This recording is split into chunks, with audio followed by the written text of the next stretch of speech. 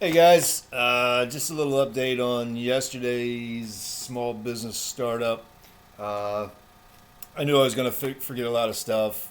If you don't know it by now, I kind of wing this shit. Keeping it light, bro. It's fun. So, uh, what I forgot was a local business license. A lot of places want you to get a license. I've been in places where it was $35.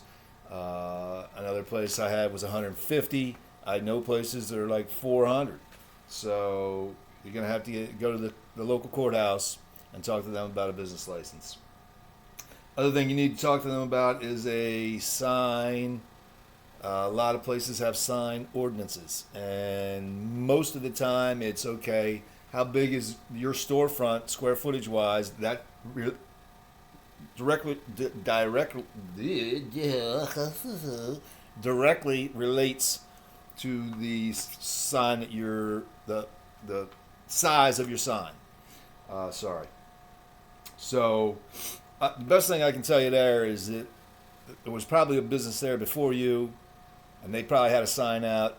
Just go right on top of their sign. Use the same size, make it new, change it up, but just use the same size because that's already like grandfathered in more or less. Uh, Another way to get a sign out is a lot of places will let you put out a sandwich board, and something you can put out when you get to work that day. You put it out, and at the end of the day, you bring it in. A lot of places let that slide because it's not permanent. Uh, Another little tactic I've seen people use is they will put a big sign on the side of their truck or their car, and they'll park that out front. It's the same thing. It's not permanent. It's not always there. They kind of leave you alone about that. One business I had, I think the guy charged me for a sign ordinance. Like I had to pay for him to come out and look at it or something. That guy was a prick. But anyhow, the other thing I talked to you about was your taxes at the end of the year to do that profit or loss form. That doesn't mean you still don't do the 1040, that you incorporate that into the 1040. It's just an extra form that you have to do. There's another extra form that you have to do, I forgot to talk about, is an SE form, which is self-employment tax form. Basically, it is your Social Security. You're withholding that Social Security and then you're sending it in. So that's that. Talk to an insurance agency. You're going to want to get insurance. I know it's a pain in the ass and it's another expense, but if somebody trips and falls in the parking lot, you don't want them suing you and trying to take your goddamn house. People in the United States are sue happy. They're fucking idiots. They all want money for nothing. Uh, Credit card machines. You talk to a bank and get a credit card machine, or you can go through Square. I mean, there's a million ways to do it these days. Um, but know this: credit cards are run through the banks, and the banks don't do anything for free. They want to cut every time there's a transaction. They want to cut. They're not just charging the credit card holder, fees, monthly fees, and all that, and interest and all that shit. They're charging the merchant. Uh, Back in the day, they were charging me 25 cents for every transaction. They were charging me 1.7% for the total transaction, so it was $100.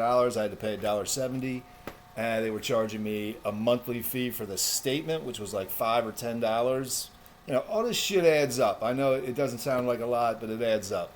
What you got to do is when you're selling stuff, and you're going to take credit cards, you might add a little bit to the price because, you know, somebody's got to pay for that credit card. And these days, you're allowed to charge people 3% extra to pay for that credit card fee. Hasn't been around forever. I think that's been like the last 5 years. So that helps a lot, And when it first came out, some people bitched and moaned about it. I was like, hey, actually, one friends said it best. He said, hey, man, just tell them this. I've been paying that fucking fee for 25 years. Now you're gonna pay the fee. Like, why should I pay the fee? You're using the credit card, not me. Bring some fucking cash. You don't want to get in arguments with the customers, but it all adds up. And there are better deals out there. You have to look around. My last deal with TD Bank was pretty good. I charged 3%, and TD Bank didn't charge me anything. They didn't charge me a maintenance fee. They didn't charge me a transaction fee. They didn't nothing. So it was just 3% extra on the sale. Went straight from the person to the bank, and I, as the merchant, wasn't charged anything. That was the best deal I ever got.